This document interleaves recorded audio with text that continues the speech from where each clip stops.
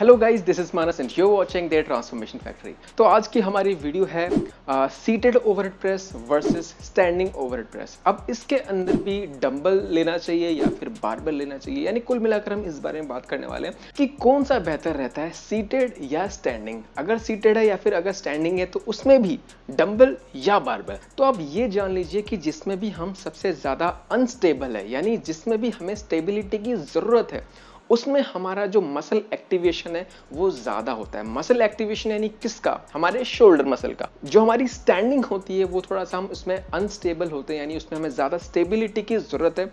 And जो हमारी seating overhead press होती है उसमें हम ज्यादा स्टेबल रहते हैं, क्योंकि हमारा जो बैक है वो रेस्टेड रहता है। जो हम चेयर लेते हैं उसमें हमारा बैक रेस्ट कर रहा होता है। सो स्टैंडिंग में हमें ज्यादा स्टेबिलिटी की जरूरत है, इसलिए हमारे डेल्टॉइड मसल का ज्यादा एक्टिवेशन स्टैंडिंग में होता है। एंड ऐसे ही अगर बात करें डंबल या बारबेल की, तो उसमें आपको डंबल में ज्यादा स्टेबिलाईजेशन की जरूरत है, यानी डंबल से आपका शोल्डर मसल का ज्यादा एक्टिवेशन होता है। तो इस चीज को अगर मैं आपको एग्जांपल में डाल के दिखाऊं, अगर हम डंबल का केस ले रहे हैं और डंबल को एक पर्सन स्टैंडिंग कर रहा है, दूसरा पर्सन उस डंबल से सीटेड कर रहा है, तो जो पर्सन स्टैंडिंग में कर रहा है उसका ज्यादा मसल एक्टिवेशन होगा।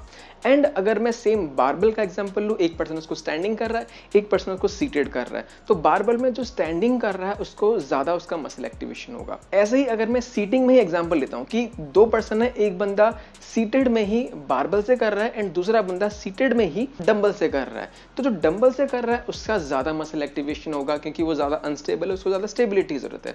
ऐसे ही अगर स्टैंडिंग में ही एग्जांपल लूं कि दो बंदे दोनों स्टैंडिंग ही कर रहे हैं एंड उसमें एक बारबेल से कर रहा है, दूसरा डंबल से कर रहा है, तो उस केस में भी जो डंबल से कर रहा है उसका ज्यादा एक्टिवेशन होगा। अब हम बात करते हैं कि किसमें आप सबसे ज्यादा लिफ्टिंग कर सकते हैं, यानी आपका 1 RM जो है सबसे ज्यादा किसमें होता है। तो यहाँ पे बिल्कुल आपके मसल एक्टिवेशन से यहाँ पे जो है आपका उल्टा होता है, यानी आप जिसमें ज्यादा स्टेबल है वहां पे आप ज्यादा वेट लिफ्ट कर सकते हैं। यानी जो आपकी सीटेड है उसको अगर हम स्टैंडिंग से कंपेयर करें तो सीटेड में आप ज्यादा वेट उठा पाते हैं। एंड अगर डंबल और बारबेल में कंपेयर करें तो आपका जो बारबेल होता है वो ज्यादा स्टेबल रहता है, तो इसलिए बारबेल में आपकी ज्यादा हैवी लिफ्टिंग हो पाती है। और सीटेड में ध्यान रखने वाली बात यह है कि जो स्टडी में इस्तेमाल कराया गया था वो आपका बैक सपोर्टेड था, यानी बैक में आपको सपोर्ट मिलता है तो आप थोड़ा सा ज्यादा इसमें स्टेबल फील करते हैं।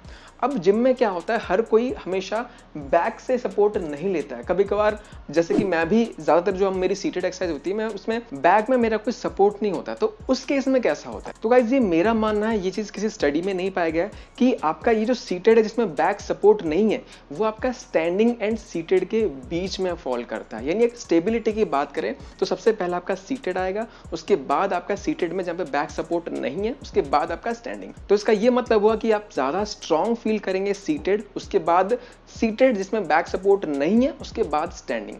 एंड अगर मसल एक्टिवेशन की बात करें तो सबसे ज्यादा आपका स्टैंडिंग में, उसके बाद आपका सीटेड जहां पे बैक सपोर्ट नहीं है, उसके बाद आपका सीटेड जहां पे बैक सपोर्टेड है। अब दूसरी चीज आती है, जो आपका स्टैंडिंग है वो थोड़ा सा ज्यादा एथलेटिक है, यानी आप अगर ओलंपिक वेट लिफ्टिंग में देखेंगे वहां पे आप जब क्लीन एंड जर्क करते हैं वहां पे आप बैठ के थोड़ी करते हैं, आप खड़े होकर करते हैं। ऐसे ही स्टैंडिंग ओवरहेड प्रेस थोड़ा सा फंक्शनल होता है in terms of daily activity. मतलब आपकी डेली एक्टिविटी में आप जब चीजों को उठाते हैं तो ज्यादातर चीजें ऐसी होती है जो आप खड़े होकर उठाते हैं। फॉर एग्जाम्पल आपको कोई सामान उठाना है एंड अपने अलमीरा के ऊपर रखना है, तो वो आप खड़े खड़े कर रहे हैं, यानी आपका वो फंक्शनल मूवमेंट ज्यादातर लोगों के लिए वो हो जाता है।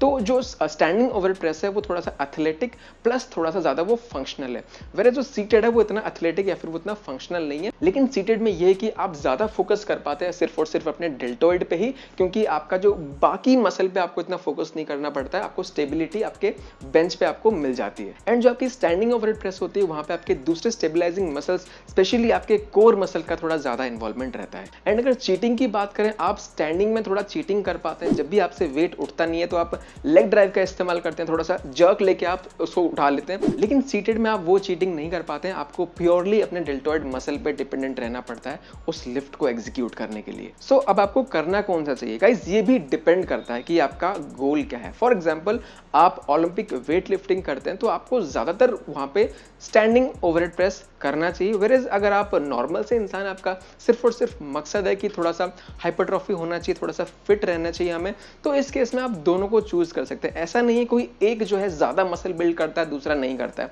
दोनों ही मसल बिल्ड करते हैं, आप दोनों का इस्तेमाल कर सकते हैं। अगर कोई पर्सन सिर्फ एक को फेवर कर रहा है तो वो उसका पर्सनल चॉइस है, वो ज्यादातर वही मूवमेंट करता आया होगा, तो वो बिल्कुल नहीं देख पाएगा कि कोई और दूसरा मूवमेंट सही है जो कि मैं नहीं कर रहा हूं एंड मैं जो कर रहा हूं वो गलत है, तो ऑब्वियसली वो अपने मूवमेंट को सही बताएगा।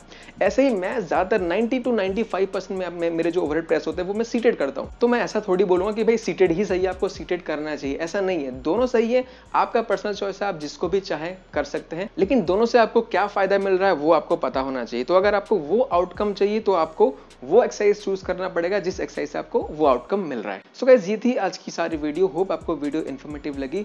अगर आपको वीडियो से कुछ मदद मिली, कुछ नया सीखने को मिला है और आपको मेरा काम अच्छा लगता है तो प्लीज सपोर्ट करिए इस चैनल को सब्सक्राइब करके और वीडियो को शेयर करके। So guys, with this that's a wrap on this video. मिलते हैं एक नई वीडियो के साथ। Till then stay fit, stay healthy. This is Manas, take care.